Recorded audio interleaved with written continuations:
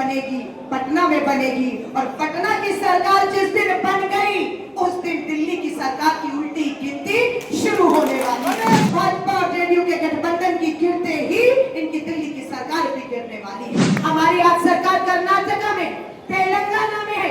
हर बहन पूरे कर्नाटक और तेलंगाना में सरकारी परिवहन बसों में फ्री यात्राएं करती है, उन्हें टिकट नहीं लेनी पड़ती है। पर क्या ये बिहार में हो रहा है?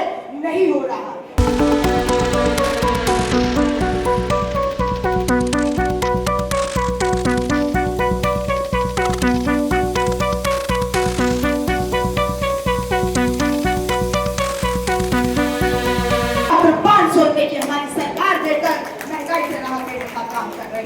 हमारी बिहार में भी सरकार बनती है तो मैं विश्वास दिलाती हूँ, जो महिलाओं को महंगाई से राहत और 500 का सिलेंडर हमारी सरकारों में मिल रहा है वो बिहार में भी मिलना हमारी सरकार आते ही शुरू हो जाएगा। हमारी आज सरकार कर्नाटका में, तेलंगाना में है। हर बहन पूरे कर्नाटक और तेलंगाना में सरकारी परिवहन बसों में फ्री यात्राएं करती है, उन्हें टिकट नहीं लेनी पड़ती है। पर क्या ये बिहार में हो रहा है? नहीं हो रहा। क्या ये बिहार में हो सकता है? बिल्कुल हो सकता है। कांग्रेस की सरकार करेगी, हम यहाँ पर भी आएंगे तो पूरी बिहार की महिलाओं के लिए यातायात सरकारी मुफ्त करने पर हम भी यहाँ पर कार्रवाई कर सकते।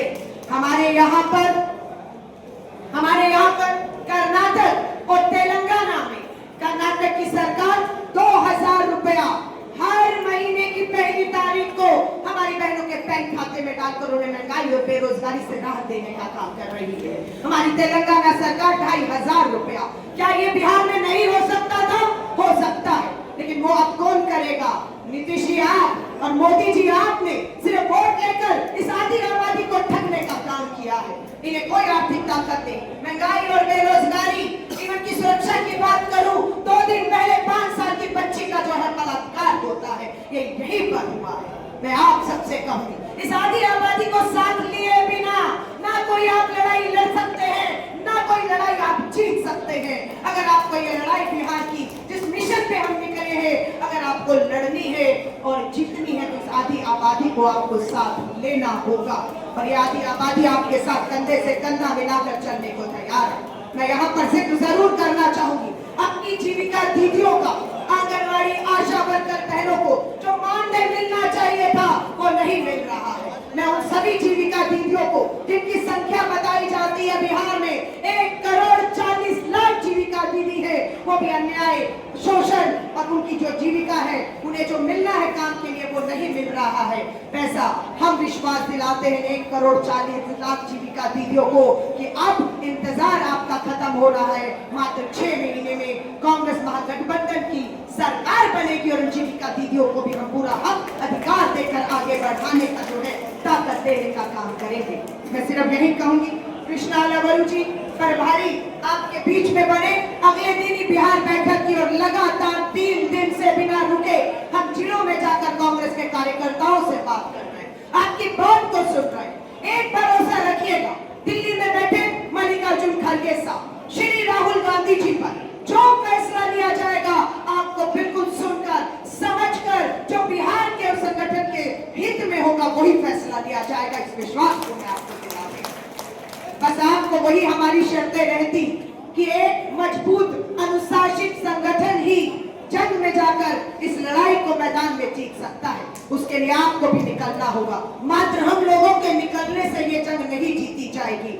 बूथ स्तर पर, ब्लॉक स्तर पर आपको भी झंडा आज और अभी से उठा देना होगा। आगाज हो चुका है आपके बीच में, दूसरी पार्टियां इंतजार कर रही हैं। कांग्रेस प्रचार कब शुरू करेगी पूछा करती थी, अब तो राहुल गांधी जी भी आपके बीच से होकर गए। मैं आपको विश्वास दिलाती हूँ, ये जीत इन्हीं जिलों से, इस जिले से पटना में सरकार अगर बनेगी, अभी और अखिलेश जी हम देख रहे थे लगभग 40 के करीब विधायक इन्हीं जिलों से आते हैं। और मैं कहूंगी ये सरकार यहीं से बनेगी, पटना में बनेगी। और पटना की सरकार जिस दिन बन गई उस दिन दिल्ली की सरकार की उल्टी गिनती शुरू होने वाली है।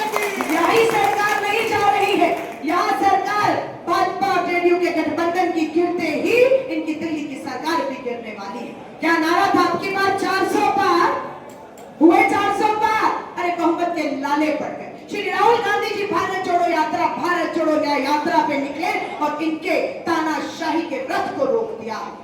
बैसाखियों पर चल रही है दिल्ली की सरकार, एक बैसाखी आंध्र और दूसरी बिहार की बैसाखी।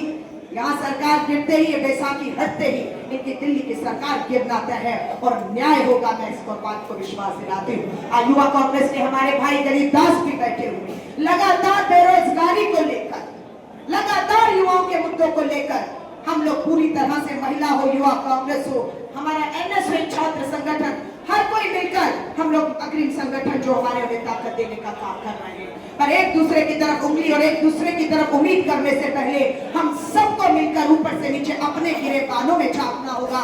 हमें ये देखना होगा कि हम 24 घंटों में से अपने कितने घंटे, अपना कितना समय जमीन पर जाकर लोगों के बीच में उनके मुद्दों पर दे रहे हैं। मैं इन शुभकामनाओं के साथ आप सभी का धन्यवाद करती हूँ।